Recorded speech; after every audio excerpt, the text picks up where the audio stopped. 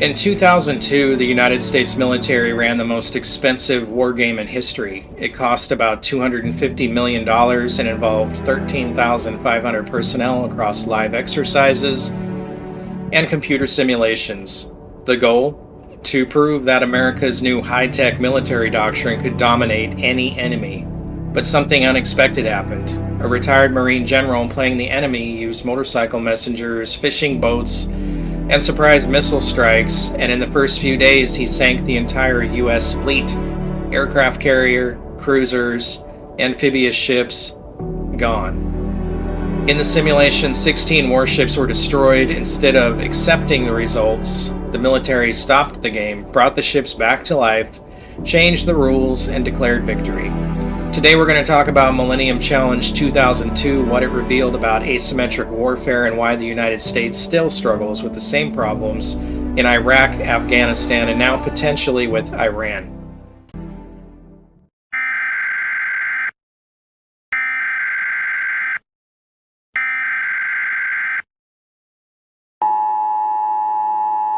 What Millennium Challenge 2002 was. Millennium Challenge 2002 was designed to test the Pentagon's new doctrine of network-centric warfare. The theory was simple. If the U.S. military connected its forces through satellites, sensors, data networks, and precision weapons, it could overwhelm any opponent with rapid, decisive operations. The war game simulated a conflict in the Persian Gulf against a fictional Middle Eastern state that looked suspiciously like Iran or Iraq. There were two sides, blue team, the United States forces, and red team, the enemy. The red team commander, retired Marine Corps Lieutenant General Paul Van Ripper, and he had one job, break the system. Paul K. Van Ripper, born July 5, 1938, is a retired United States Marine Lieutenant General. Van Ripper was a combat veteran who was twice awarded the Silver Star for his heroic actions during the Vietnam War. At the time of his retirement, Van Ripper was serving as the commanding general, 2nd Marine Division, and Marine Corps Combat Development Command, Quantico, Virginia. Since his retirement, Van Ripper has served on several advisory boards and panels. General Van Ripper's personal decorations, including the Silver Star Medal with Gold Star, the Legion of Merit, the Bronze Star Medal with Combat V, Purple Heart Meritorious Service Medal, Joint Service Commendation Medal, the Army Commendation Medal, the Navy Achievement Medal, and the Combat Action Ribbon with Gold Star. This is someone who knows what he's doing. How the U.S. fleet got destroyed. Van Ripper quickly realized something. The U.S. strategy assumed the enemy would behave predictably and rely on modern communications, so he didn't. Instead, he used asymmetric tactics. He sent orders by motorcycle courier to avoid electronic surveillance. He used commercial fishing boats to scout the U.S. fleet. He launched aircraft using light signals instead of radios. Then he did something the U.S. command never expected. He launched a massive, preemptive cruise missile strike, followed by swarms of small attack boats. Within minutes, the simulation showed 16 U.S. warships destroyed, including a carrier battle group. In real life, that would have meant roughly 20,000 casualties. The entire American naval force in the region was essentially wiped out, and the war had barely started. What happened next? This is where the story gets awkward. Instead of accepting the results, the exercise controllers stopped the war game. They refloated the destroyed ships, reset the battlefield, and imposed new restrictions on the red team. Van Ripper was now told he could not shoot down certain aircraft, use some surprise tactics, attack at certain times, or deploy weapons in hidden positions. In other words, the enemy was no longer allowed to act like an enemy. The game was restarted, and unsurprisingly, the U.S. won. Van Ripper later said that the exercise had been turned into a scripted event designed to prove the Pentagon's theory. Apparently, the U.S. still thinks like the British did in the colonial wars, just line up and shoot at each other.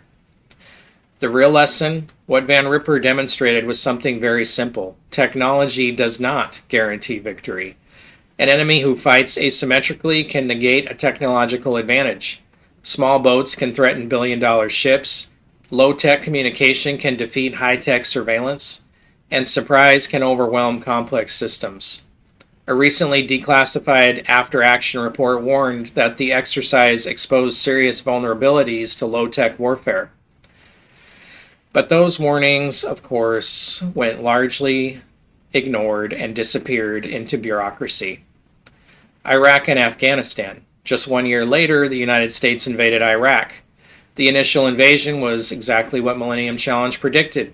High-tech, fast, overwhelming. The Iraqi army collapsed in weeks. But then something happened. The war became asymmetric. Insurgents used IEDs, small units, civilian cover, decentralized communication, and suddenly the most technologically advanced military in the world was fighting pickup trucks and roadside bombs. The same dynamic played out in Afghanistan for 20 years. Why this matters now. Millennium Challenge simulated a war against a Gulf state adversary. Does that sound familiar? Iran's strategy today looks remarkably similar to what Van Ripper used in the simulation. Swarm boats, missiles, decentralized command, low-tech communication, and the ability to threaten shipping in narrow waterways like the Strait of Hormuz. The exact kind of asymmetric battlefield the war game was designed to test. The difference now? These tactics are not theoretical. They are being used all over the world. Drone boats in the Black Sea, missile attacks on shipping in the Red Sea, and increasingly sophisticated asymmetric warfare strategies from smaller powers. Millennium Challenge 2002 should have been a warning, a chance to adapt, a reminder that wars are not fought according to PowerPoint slides. Instead, the uncomfortable result was dismissed and rewritten. History has a funny way of repeating itself when those lessons are ignored. The question now is whether the United States has actually learned how modern wars are fought, or whether we're still preparing to win the last war we imagined. Thanks for watching Behind the Line podcast. Please like, share, and follow us for more stories about the left coast and the world at large. You can find us on all your favorite social media: YouTube, Rumble, BitChute, Brighteon, Spotify, Patreon, Facebook, Instagram, X, Truth Social, Substack, and TikTok.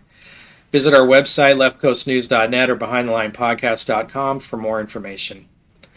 And please drop a comment on what you think about this simulation and how our government reacted to it, and how that played out in Iraq and Afghanistan, and what you think is going to happen with this war in Iran. Is this going to turn into another Afghanistan? Because it sure feels like it is, and it sure has that appearance like it's going to. This thing has already cost over $11 billion since it started a couple weeks ago. I mean, how long can this go on? It's 11:59 at Radio Free America, and this is Uncle Sam with music and the truth until dawn. Right now, I got a few words for some of our brothers and sisters in the occupied zone. The chair is against the walls. The chair is against the walls. John has a long mustache. John has a long mustache. It's 12 o'clock, Americans, another day closer to victory. And for all of you out there on or behind the lines, this is your song.